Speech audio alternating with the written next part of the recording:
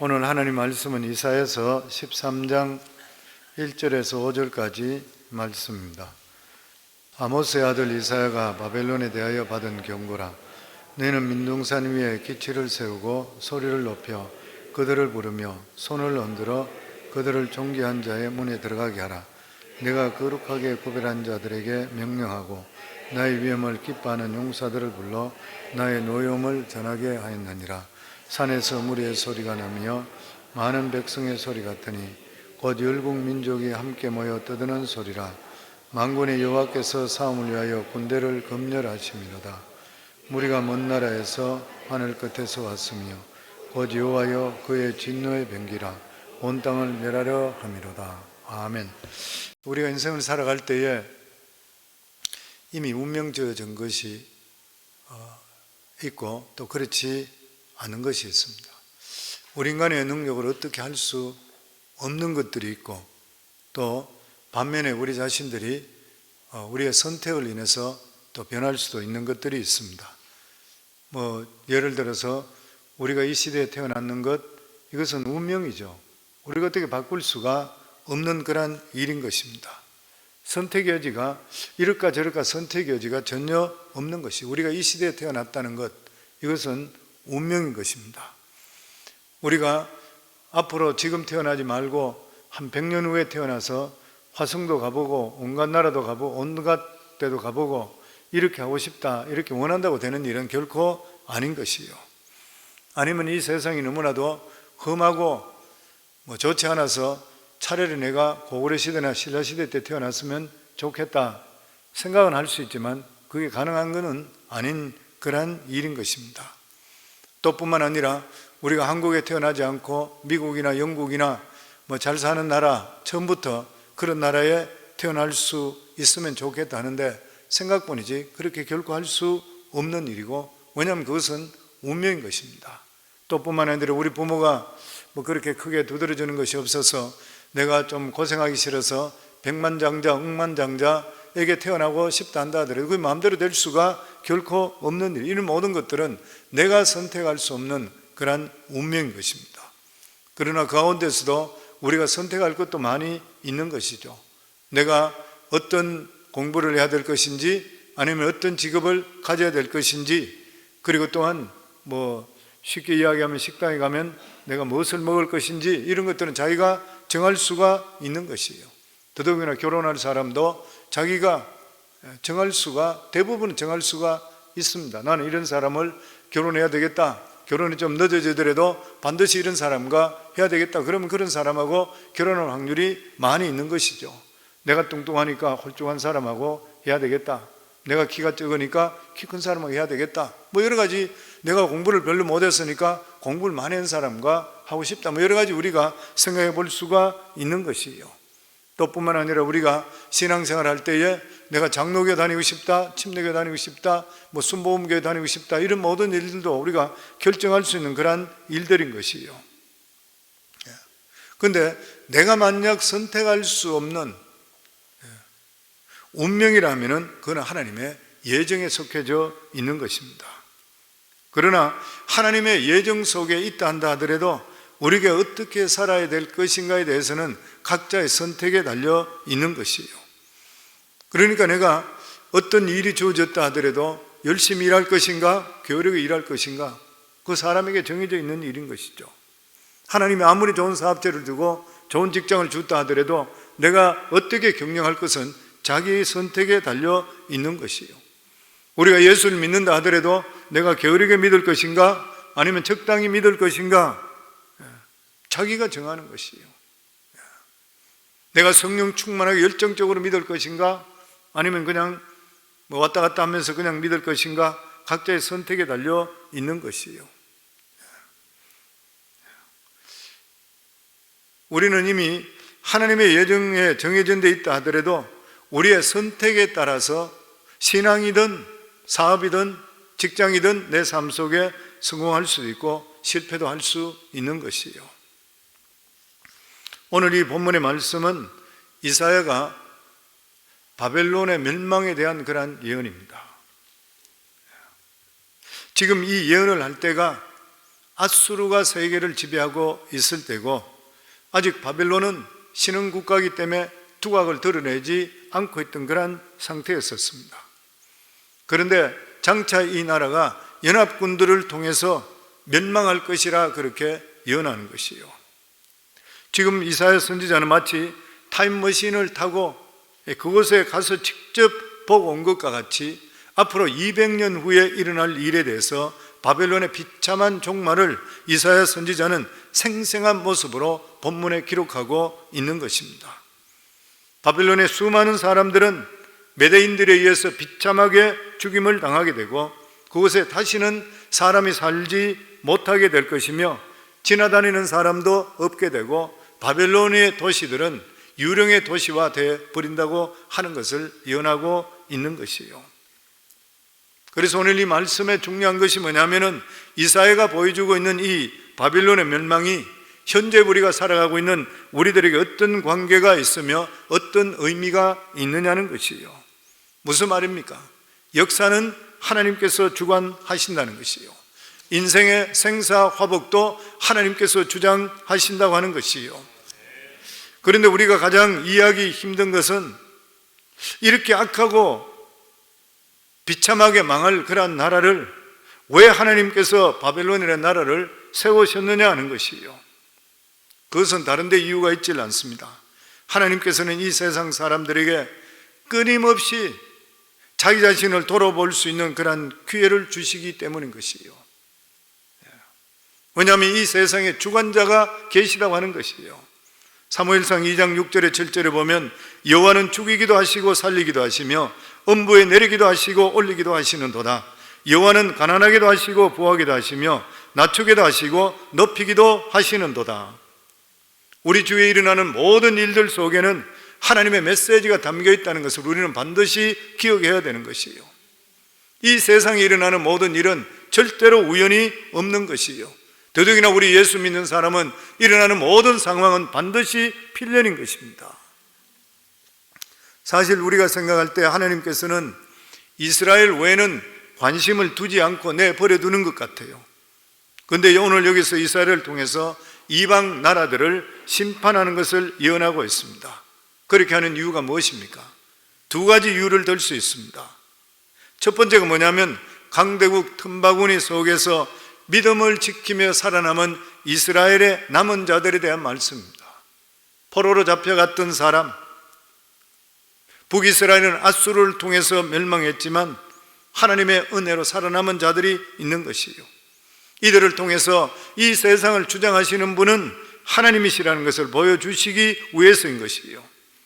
어떻게 보면 세상은 강자가 이끄는 것 같습니다. 그런데 자세히 살펴보면 변함없는 것이 하나가 있어요.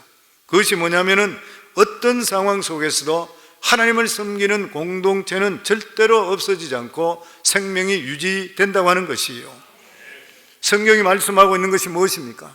인류의 역사의 중심은 하나님이시고 인류의 역사의 중심은 교회를 통해 이루어진다고 하는 것이에요.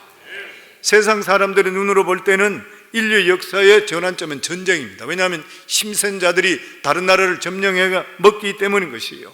강자가 약자를 삼키는 것, 지배하는 것이라 이렇게 생각하는 것이에요. 그래서 인류의 역사를 주관한 것은 하나님이시고 더더욱이나 교회라고 이야기하면 사람들이 인정을 하지를 않는 것이에요. 종교가 무슨 상관이 있느냐 이렇게 이야기하는 것이에요. 그런데 실제적으로 복음이 들어간 나라들마다 어떻게 됐습니까? 해적의 나라 영국이 신사의 나라가 되었고 산적 나라인 게르만 족속들이 지금은 저렇게 세계적인 이러한 부강한 나라가 되었는 것이에요. 복음이 들어가는 데는 반드시 문화적인 혁명이 일어나고 우리 인생의 정체성이 회복되는 그러한 역사가 임하게 되어 있는 것이에요. 아마 대한민국이 지금같이 잘 사는 적이 없었다 그러면은 그것이 복음 때문에 그러면 예수 믿는 사람이 인정하지 않을지 몰라요. 대부분 인정할 수 없을 거예요. 그러나 우리가 실제적으로 믿음의 눈을 들어볼 때에 언제 대한민국이 저렇게 잘 산 적이 있었습니까? 수많은 사람들이 지금도 기도하고 있기 때문에 하나님께서 나라에 복을 주시기 때문에 지금 저런 역사가 임하고 있는 것이에요. 성경에 보면 영혼이 잘 되면 범사가 잘 된다 그랬습니다. 이것은 성경에서 처음부터 끝까지 끊임없이 우리에게 말씀합니다.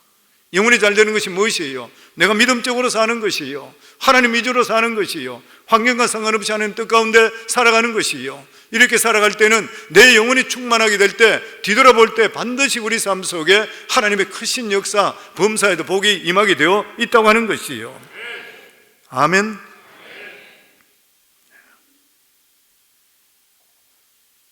그렇기 때문에 세상 사람 눈에 볼 때에 인류의 역사는 전환점은 전쟁으로 보지만 이것은 어디까지나 겉으로 드러난 역사이고, 중심 속에는 믿는 자들의 공동체를 통해서 하나님께서 일하시는 계획인 것이요. 그리고 둘째는 이방인들이 하나님을 경외하는 마음을 가지게 하기 위해서인 것이요. 강대한 대제국이라고 이야기한다면 언제부터 시작됐냐면 바벨론 제국이라고 합니다.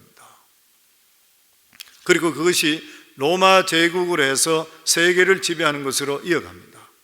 그래서 바벨론 시대를 대제국의 시작이라 그렇게 보는 것이에요. 아수르가 굉장히 큰 나라였습니다. 그런데 여러 나라를 부수는 일을 많이 했지만은 세계를 지배할 수 있는 체계를 갖추지를 못했던 그런 나라였습니다. 그러나 바벨론은 전 세계를 그들이 차지하고 침략하면서 수백 개의 행정구역으로 나누었어요. 그리고 행정구역으로 나눠서 실제적으로 지배를 했습니다. 하나님께서는 바벨론을 통해서 전 세계를 하나로 통합하시면서 각 나라의 디아스포라, 유대인들이 포로되어서 각 나라로 흩어진 것을 디아스포라 그러죠. 그리고 어떤 특정 민족이 자의적이든 타의적이든 다른 쪽으로 옮겨져서 그곳에서 집단을 이룬 것을 디아스포라 그래요. 우리 보고 코리안 디아스포라 뭐 그런 이야기 하는 것도 마찬가지예요. 그렇지만 이 어원의 뜻은 유대인들로부터 시작이 되었는 것이에요. 하나님께서는 이렇게 강대한 큰 바벨론 제국을 통해 유대인들이 각 지역마다 흩어지기를 시작했습니다. 흩어진 데마다 회당을 만들면서 하나님의 복음이 전거되기를 시작했던 것이에요. 마치 물이 바다를 덮은 같이 하나님을 아는 지식이 온 세계에 퍼지기를 시작했던 것이에요. 우리가 잘 알고 있듯이 한국의 6.25 동란으로 인해서 북쪽에 있던 복음이 남한으로 내려온 것 같이, 또 한국의 디아스포라가 전 세계에 퍼져서 모이는 데마다 교회가 주축이 되어서 모임을 갖는 것과 마찬가지로 이 모든 일은 결과적으로 하나님께서 하시는 것이에요. 성도 우리들도 되돌아보게 되면 우리가 어떻게 미국에 와 살아요? 미국이 지금으로 따지면, 옛날로 따지면 로마와 같은 나라로 전 세계를 지배하는 대제국이잖아요. 이러한 나라에서 하나님께서 우리를 부르시고 우리가 믿음 안에 들어오게 하시고 선교하게 하시고 우리가 복음 전하게 하시고 그리고 믿음의 유산을 남길 수 있는, 이건 하나님의 우리 속에 놀라운 계획을 가지고 계시는 것이에요. 그래서 우리들은 만나는 사람마다 복음을 전개해야 됩니다. 만나는 사람마다. 유대인들은 그곳에서 이방인들에게 성경을 그들에게 전하기를 시작했던 것이에요. 그러면서 하나님을 전하기 시작하면서 하나님이 한 민족의 신이 아니라 온 세계를 지배하시고 통치하시는 분이라는 것을 알고 전 세계 모든 사람들이 하나님을 경외하는 마음을 갖게 만들었다고 하는 것입니다. 오늘 본문에 바벨론의 멸망을 예언하고 있습니다. 그런데 우리가 이 의아한 것은 악의 세력은 아수르만 해도 충분할 것 같아요. 그런데 왜 하나님께서 아수르 외에 바벨론이라는 악의 세력을 또다시 새롭게 일으켜 세웠는 것인가? 그 이유를 두 가지로 보통 듭니다. 하나는 아수르와 바벨론의 차이인 것이요, 바벨론은 악을 행하는 방법이 아수르와 달랐습니다. 한마디로 아수르는 동네 깡패 같다 그러죠. 문신을 새기고 어린 아이들이, 어린 사람들에게 협박을 해서 돈을 뜯어내는 이러한 나쁜 짓 했는 것, 거칠고 세련되지 않는 그런 모습. 그렇기 때문에 이들은 다른 나라를 점령하게 될 때는 사람들을 싸그리 다 죽여버렸습니다. 반대로 바벨론은 조폭과 같다 그러죠. 기업을 일으키고 겉으로는 신사 같은데 뒤에는 마약, 밀매, 도박 이런 거로 수입을 올리는 세련된 그런 악이었습니다. 하나님께서는 악이 끝까지 찬 이스라엘을 멸망시키기 위해서 악을 끌어들였던 것이에요. 그런데 이번에는 바벨론을 멸망시키기 위해서 군사들을 불러 모으십니다. 우리 1절에서 2절 저희들 같이 읽습니다. 아모스의 아들 이사야가 바벨론에 대하여 받은 경고라. 너희는 민둥산 위에 기치를 세우고 소리를 높여 그들을 부르며 손을 흔들어 그들을 존귀한 자의 문에 들어가게 하라. 이 말씀은 아직 아수르가 세계를 제패하고 있고 바벨론이 강한 나라가 되기 전에 망할 것이라는 것을 예언하고 있어서 사람들이 생각할 때에 잘못 이해한다면 일종의 운명론에 빠지기 쉬운 것이요, 다른 이야기를 하면 어떤 나라든지 개인의 미래가 이미 정해져 있다는 그러한 식인 것이요. 그러나 성경이 거듭 말씀하는 것은 운명과 예정, 계획이죠. 이것은 다르다고 하는 것입니다. 운명은 인간으로서 도저히 피할 수 없는 그러한 숙명적인 것이요, 그러나 하나님의 계획, 하나님의 예정은 장래에 대한 그림인 것이요, 그림입니다. 그러니까 그렇게 될 수도 있고 안 될 수도 있는 것이요, 하나님께서는 미래에 대해서 이 정확한 계획을 짜놓으시지를 않으셨습니다. 예를 들어서 어떤 사람이 모년 모월 모시에 어떤 사고를 당해서 죽을 것이다, 또 누구와 결혼할 것이다, 언제 죽는다 식으로 타임테이블이 짜여져 있지 않다고 하는 것이에요. 단지 하나님께서는 인간에 대해서 선한 계획을 가지고 계시는 것입니다. 디모데전서 2장 4절에 보면 하나님은 모든 사람이 구원을 받으며 진리를 아는 데 이르기를 원하시느니라. 인간은 끊임없이 부패하고 쉴 사이 없이 멸망을 향해 달려가고 있지만 하나님께 정하신 사람은 반드시 구원하시고 만다는 그런 계획인 것이에요. 이사야 37장에부터 40장 4절까지는 그 4장에 나와 있는 말씀은 히스기야 왕에 대한 그런 말씀입니다. 이게 그렇게 중요하기 때문에 열왕기서 그리고 역대기 다 나와 있고 이스라엘 이사야 선지자까지도 자기 선지서에도 그게 들어가 있어요. 이 히스기야 왕에 대한 말씀이에요. 왜 그것을 이사야서까지 예언서까지 기록되어 있는 것이에요?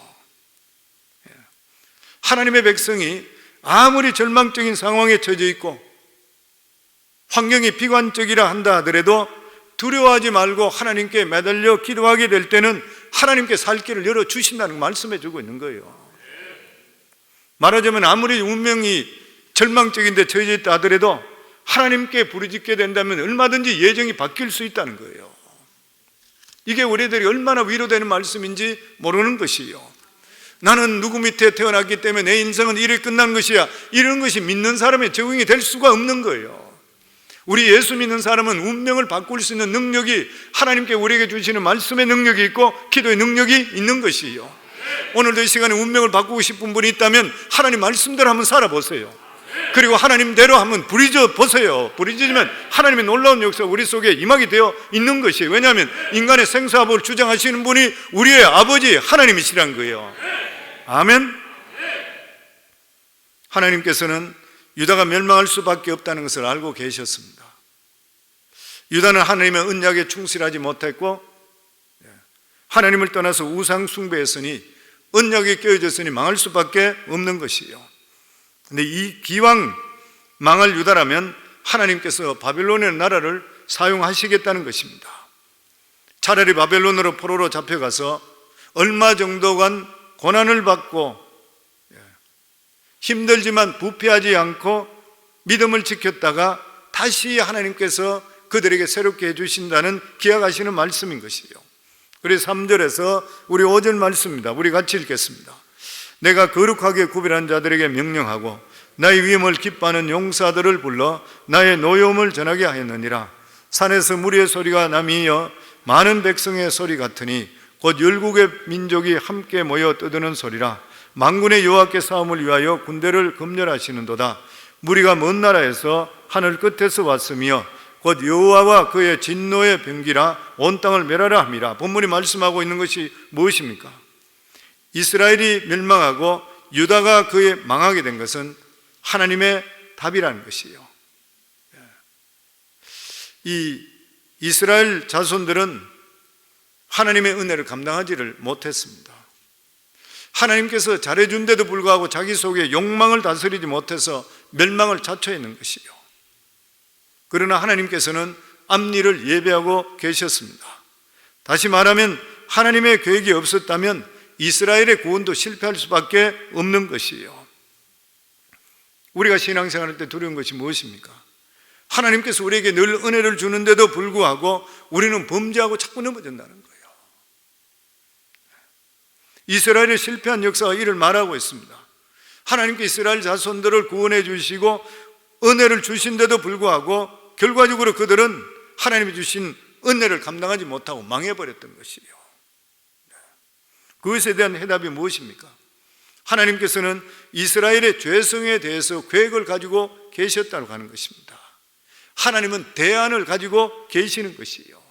성도님, 이게 얼마나 우리들에게 위로되고 은혜가 되는지 몰라요. 에덴 동산에서 하나님께 선악과를 따먹지 말라고 이야기했는데 선악과를 결국 따먹었어요. 그 사람들이 질문하는 그 질문이잖아요. 왜 하나님이 선악과를 두느냐 그러잖아요. 왜 그래서 사람이 따먹게 했냐는 그러잖아요. 우리 세가족반에 우리 성도님 말씀드렸죠. 하나님은 루시퍼를 통해서 배반당했었잖아요. 하나님의 권위에 도전했습니다. 그래서 하나님께서는 새롭게 인간을 지으시고 나서 에덴 동산에 모든 아름다운 걸 만들어 놓으시고 그리고 선악과를 만들어 놓으신 후에 하나님의 권위를 상징하는 거예요. 네가 네 마음대로 해도 다 좋다. 그렇지만 모든 걸 마음대로 하더라도 내 권위를 상징하는 선악을 알고 하는 라면은 절대 먹지 말라 그랬던 거예요. 그럼 사람들이 그렇게 이야기해요. 왜 하나님께서는 전지전능하신 하나님이라면 왜 사람이 인간의 선악을 따먹을 것을 알면서 거기 심어놨냐는 거죠. 그런데 하나님께 어떻게 하셨어요? 하나님께서는 우리 인간에게 자유의사를 주셨습니다. 하나님께서는 우리 인간이 선악과를 따먹고 멸망을 원하시는 하나님이 아니었었던 것이요. 그래서 하나님께서는 하나님의 말씀에 순종해서 하나님과 교제하기를 원하고 계신 것이요. 그렇지만 우리 인간의 자유를 주셨기 때문에 우리 인간은 또한 하나님을 거역할 수도 있는 거예요. 우리들은. 그런데 인간은 하나님을 거역해 버렸습니다. 그래서 하나님께서는 그것을 거역한 것을 아시고 나서 그리고 하나님께서 대안을 하나님께서 이미 준비했었어요. 창세기 3장 15절에 보면 내가 너로 여자와 원수가 되게 하고 내 후손도 여자의 후손과 원수가 되게 하리니 여자의 후손은 내 머리를 상할 것이요 너는 그의 발꿈치를 상하게 할 것이. 예수님 이야기하고 있잖아요. 이 세상에 가장 훌륭한 지도자가 누구인 것입니까? 가장 훌륭한 지도자는 실패를 대비할 수 있는 지도자입니다. 실패를 대비할 수 있는 지도자인 것이죠. 성공할 때는 누구든지 잘할 수 있어요. 어려움이 당하고 실패했을 때 그것을 뛰어넘게 해줄 수 있는 지도자, 진짜 지도자예요. 실패했을 때 대안을 제시할 수 있는 그러한 지도자, 이 사람을 완전히 우리가 믿을 수가 있는 것입니다. 하나님께서 이스라엘 백성들이 율법에 대해서 실패했을 때 대비해서 바벨론을 준비하신 것이요. 바벨론의 포로로 얼마간 잡혀갔다가 바벨론을 깨뜨리시고 다시 유다를 돌아오게 하신 것입니다. 하나님께서는 우리의 실패에 대해서도 대안을 가지고 계십니다. 저는 이 말씀을 준비하며 제 자신을 돌아봤던 것이에요. 제 자신도 그렇습니다. 하나님께 저를 불러주시고 저에게 말할 수 없는 은혜를 베풀어 주셨는데 내가 하나님 말씀대로 완벽하게 사냐? 그렇게 못 살아요. 은혜를 주셨으면 천사같이 살아야 되는데도 불구하고 더더욱이나 주의 종인데도 불구하고 죄성으로 인해서 그렇지 못할 때 죄송할 때가 너무나 많이 있습니다. 그럼에도 불구하고 하나님께서는 하시고자 하는 뜻들을 이루고 계시는 것이요. 무슨 말이에요? 우리가 우리의 연약한 것을 인정하고 어쨌든 간에 하나님을 떠나지 않고 붙어만 있다면 하나님의 연약함을 아시고 우리를 일으켜 세워 주시는 것이요. 우리는 연약합니다. 우리 인간이기 때문에 완전한 사람이 누가 있겠어요? 아무도 없어요. 보면 우리는 절대로 완벽할 수가 없는 것이요. 이걸 아시고 하나님 우리를 택해 주시는 것이요. 그렇기 때문에 우리들은 우리 삶 속에 우리의 연약함을 매일매일 하나님께 고백하셔야 돼요. 나는 하나님 없이는 절대로 살 수 없습니다. 주님의 도움 없이는 나는 아무것도 할 수 없습니다. 그렇기 때문에 내 자신의 연약함을 알기 때문에 어쨌든 예배 중심, 말씀 중심, 기도 중심, 믿음 중심, 성경 중심적으로 내 자신이 살려고 노력을 하셔야 되는 것이에요. 그리고 할 수 있는 만큼 하나님 말씀에 가깝게 다가와야 되는, 이게 우리가 살 수 있는 그런 길인 것이에요. 성도님들도 보면 믿음 안에 계속적으로 들어오는 분들이 있고, 어떤 분들은 어느 정도 신앙생활을 했다고, 어느 정도 살아가는 것도 괜찮다고, 어느 정도 주위에 있다고 해서 신앙적으로 나태해지는 그런 모습들을 볼 수 있습니다. 그런데 순호할 내일은 반드시 하나님께서는 깨닫게 만드시고, 깨닫게 만드시는 큰 아픔을 주면 깨닫게 합니다. 성도님, 우리가 지혜롭게 신앙생활을 해야 돼요. 하나님은 사랑하는 자를 절대로 그냥 내버려 두지 않습니다.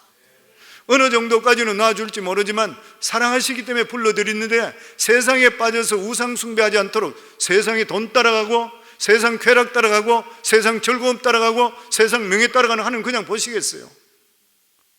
은혜를 체험한 자는 절대로 그냥 두지 않는 것이에요. 그러니까 우리들은 지혜롭게 어떤 일이 있더라도 늘 성령님 말씀드리고 그러잖아요. 예배 중심적으로 살아라, 말씀 중심으로 살아라, 기도 중심적으로 살아라, 성전 중심적으로 살아라. 계속 말씀이 뭐예요? 내가 믿음에서 떨어지지 않게 하기 위해서인 것이에요. 이게 우리 성도님들이 장구하게 복을 받을 수 있게 되는 것입니다. 아멘. 이게 사는 길이에요. 우리가 예수 믿고 지금까지 40여 년 동안 제 신앙생활뿐만 아니라 목회 20여 년 동안 계속적으로 그걸 보는 거예요. 오늘 본문은 하나님께서 이 포로의 고난 중에도 말씀을 연구하는 자에게 약속을 붙들고 기도하게 하셨습니다. 우연히 이사야 예언을 읽던 한 포로가 이 말씀을 보고 자신들에 대한 하나님의 계획을 깨닫게 됩니다. 포로로 가서 전혀 소망이 없는 데 가운데도 하나님 말씀을 다시 보기 시작했어요. 그 예가 다니엘의 기도입니다. 다니엘은 예레미야의 글을 읽다가 보니까 바벨론 포로 기간이 70년이라 정해져 있는 거예요. 예레미야 선지자 그 예언한 것을 자기가 거기서 읽는 것이에요. 그것을 보면서 자기들이 하나님께서 우리의 징계하는 기간이 다 끝날 때가 되었다 아는 것이에요. 성도님, 그렇기 때문에 고난 속에 있으면 있을수록 하나님 말씀 중심, 예배 중심, 그리고 믿음 중심적으로 들어오셔야지 길이 보여요. 아멘. 하나님 말씀 안에는 어마어마한 약속의 축복의 말씀이 들어있는 것이에요. 안에. 그렇기 때문에 우리의 축복은 부지런히 하나님 말씀을 계속적으로 파 들어갈 수 있어야 되고, 계속 들으셔야 돼요. 믿으면 들으면서 난다 그랬잖아요. 오늘도 예배당에 나오신 분들은 하나님 말씀 들으니까 내가 믿음이 생기잖아요. 더. 아멘. 우리 6절에서 8절입니다. 같이 읽겠습니다. 너희는 애고갈지어다. 여호와의 날이 가까웠으니 전능자에게서 멸망이 임할 것이미로다. 그러므로 모든 손에 힘이 풀리고 각 사람의 마음이 녹을 것이라. 그들이 놀라며 괴로움과 슬픔에 사로잡혀 해산이 임박한 여자같이 고통하며 서로 보고 놀라며 얼굴이 불꽃 같으리라. 이 말씀을 보면 예루살렘이 망할 때 유다 백성들이 두려워했던 것과 똑같은 모습을 바벨론 백성들에게 보는 거예요. 바벨론 사람들은 일종의 신화를 믿었습니다. 그것이 뭐냐면은 자기들은 절대 망하지 않는다. 우리가 세계 최강국이니까 우리가 어떻게 망할 수 있나? 근데 망할 때는 속수무책이었습니다. 한순간에 벨사살 왕 때 벽에 손가락에 글이 나타나면서 한순간에 날아가 버렸던 거예요. 유다 백성들이 똑같았잖아요. 하나님의 성전이 여기 있는데 우리가 어떻게 망할 수 있냐? 절대로 우리들은 안 망한다 그랬잖아요. 근데 한순간에 망해버렸어요. 하나님께서 우리에게 요구하신 것이 무엇이에요? 우리 자신들을 믿지 말라고 하는 것이에요. 우리 믿을 게 없어요. 보면 우리는 늘 자기 중심적으로 살려고 하는 그런 병이 있습니다. 나는 늘 행복해야 되고 나에게 늘 좋은 일이 일어나야 된다, 이렇게 생각하는 것이에요. 그러나 우리 삶 속에 어려움이 오게 될 때 하나하나씩 깨닫게 되는 것입니다. 그것은 무조건 하나님 앞에 굴복하는 일이며 하나님께서 우리에게 무엇을 주시든지 감사하고 기뻐해야 되는 것이에요. 믿음이라는 것이 무엇입니까? 매사에 하나님을 인정하고 신뢰하는 것입니다. 하나님께서 내게 좋은 것을 주실 수 있고, 그리고 또한 좋지 않은 것도 주실 수가 있는 것이에요. 그렇지만 하나님을 인정한다면 범사에 감사하는 거예요. 그러니까 사도 바울의 그 고백이 그리스도의 3대 생활 강령, 이건 항상 우리 성도님에게 외우라 그러잖아요. 항상 마음에 가지고 있어야 됩니다. 하나님을 신뢰하시죠? 하나님을 인정하시죠? 그러면 항상 기뻐하고, 그리고 쉬지 말고 기도하고 범사에 감사해야 되는 거예요. 아멘.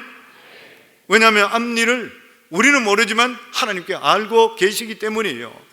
로마서 8장 28절에 보면 우리가 알거니와 하나님을 사랑하는 자 곧 그 뜻대로 부르심을 입은 자들에게는 모든 것이 합력하여 선을 이루느니라.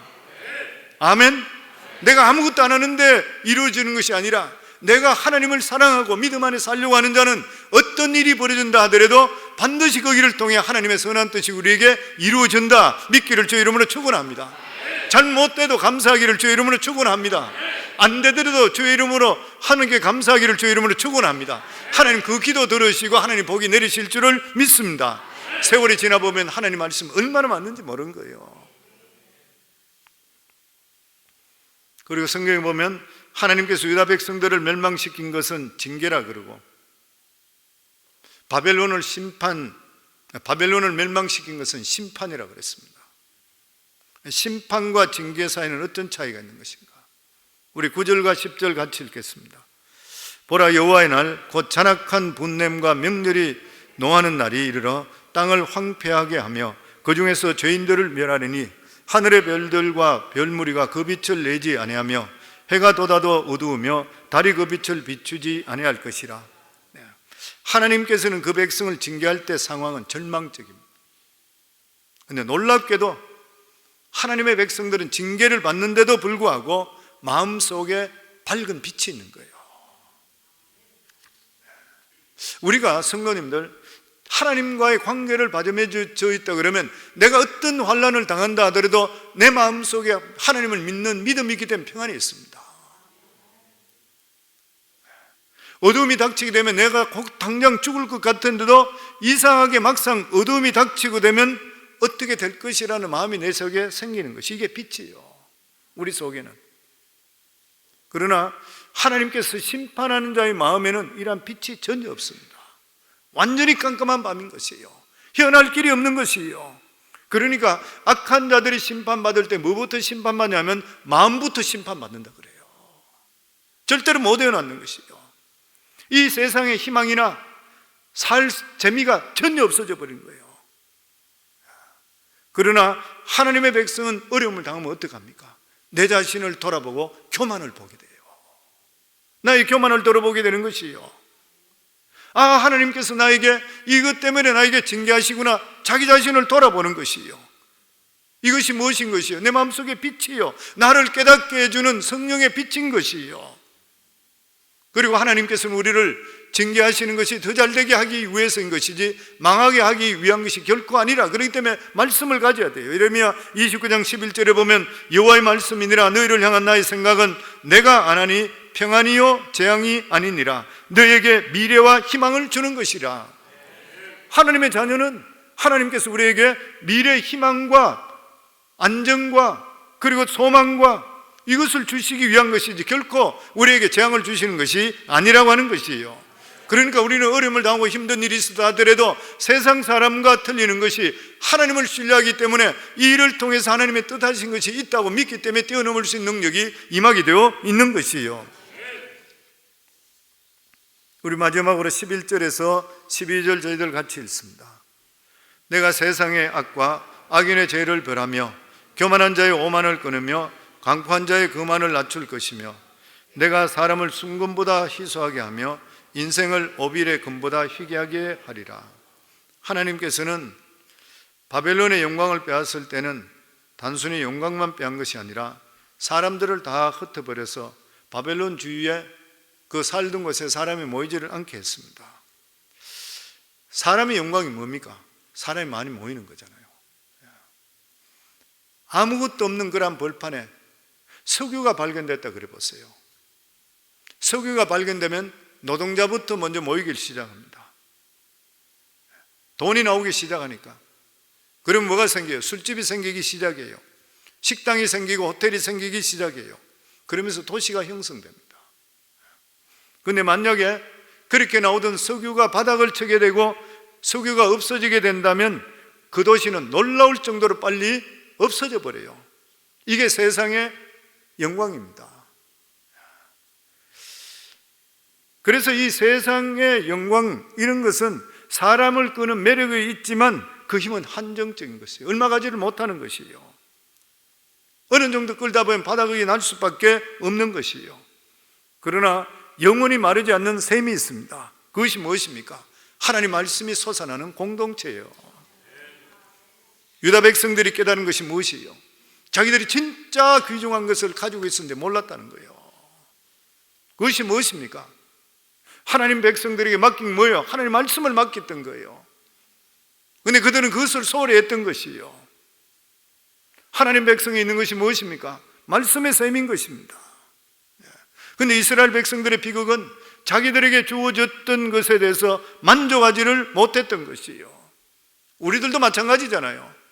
우리 자신들을 돌아보세요. 하나님의 주신 것이 얼마나 많은 것인가. 사실 돌아보면 감사할 것밖에 없어요.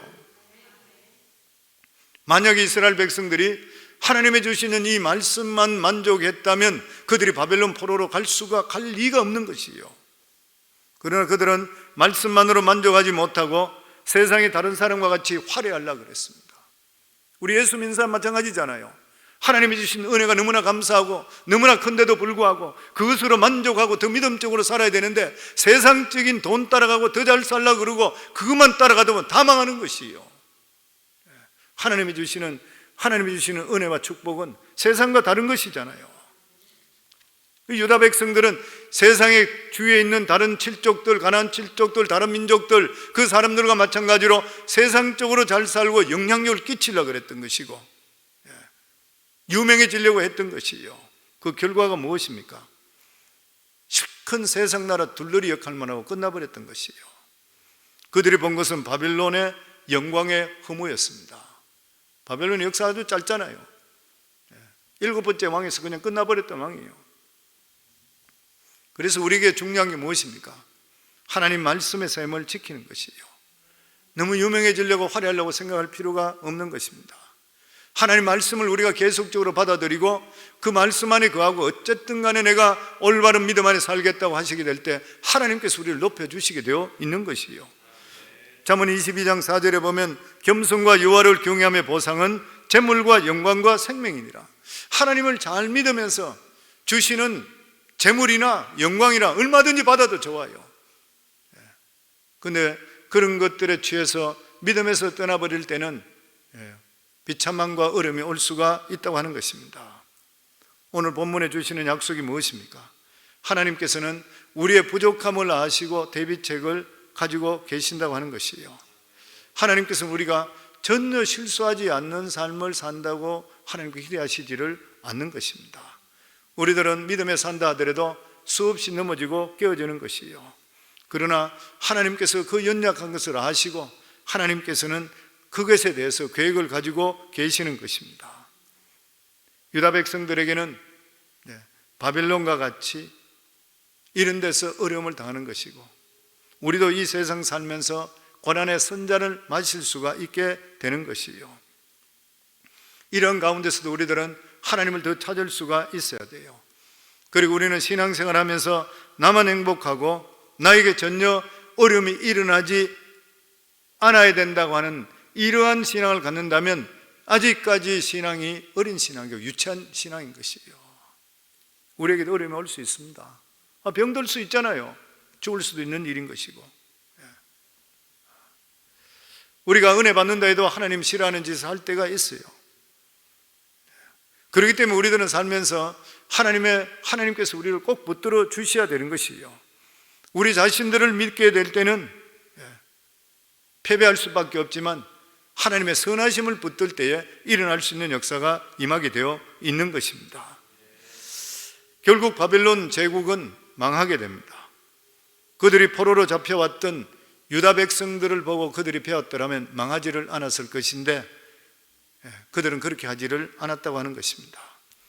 성도는 우리가 이 세상 사람들이 볼 때에 고난 중에 살아가는 성도들이 그들에게는 복음입니다. 일반 사람들은 고난당하면 그 고난에서 깨어나지 못하고 원망하고 불평하고 주위 사람들을 원망하고 세상을 비난하고 이렇게 하지만, 우리 믿는 사람들은 고난을 당하고 어려움이 당하겠다 하더라도 그 가운데서 하나님의 분명한 뜻이 있다고 믿고 오히려 감사하고 긍정적으로 살아가는 모습을 보여주는 것이 세상의 복음이에요. 성도님들, 이거 보여줄 수 있어야 되잖아요.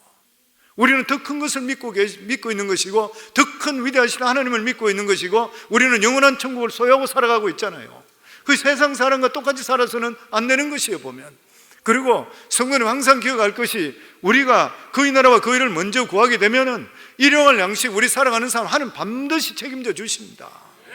우리가 지금 수십 년 예수 믿는 분들 살아갈 때에 먹고 사는 걱정하는 분 있어요. 여기 계시는 분들, 제가 우리 성도들 늘 이야기하죠. 우리 교회 22년 됐는데 초창기 시작할 때 진짜 집도 한 채 올 게 없었는 그런 우리 교회 그리 시작했잖아요. 멤버들이 다 가난하고 영주권 없고 그리 시작했는데, 지금 20여 년 동안 다 세월을 지나가면서 돌아보면 다 하나님이 이렇게 세워졌어요. 하나님의 자녀를 그냥 버려둘 수가 있겠으면 절대 그러시지를 않는 것이요. 성도, 우리가 세상의 복음이라는 것을 생각하시고 살기를 주 이름으로 축원합니다. 우리가 어떤 자세로 살아가야 되는 게 너무나 중요한 거예요. 이에 따라서 우리가 하나님께 영광 돌릴 수도 있고 그렇지 않을 수도 있는 것입니다. 우리는 이 세상 살 때에 좋은 일도 나쁜 일도 하나님께 우리가 주실 수 있다는 것을 생각하고 어떤 경우 속에서도 기뻐하고 감사할 수 있기를 주 이름으로 축원합니다. 왜 그래요? 모든 것이 하나님 손안에 들어있기 때문인 것이요. 우리가 할 수 있는 일은 기뻐하고 그냥 하나님 시키는 일에 열심을 다하시고, 어쨌든 간에 우리는 그의 나라와 그의 일을 구하게 될 때 결산은 하나님께 해 주시게 되어 있는 것이요.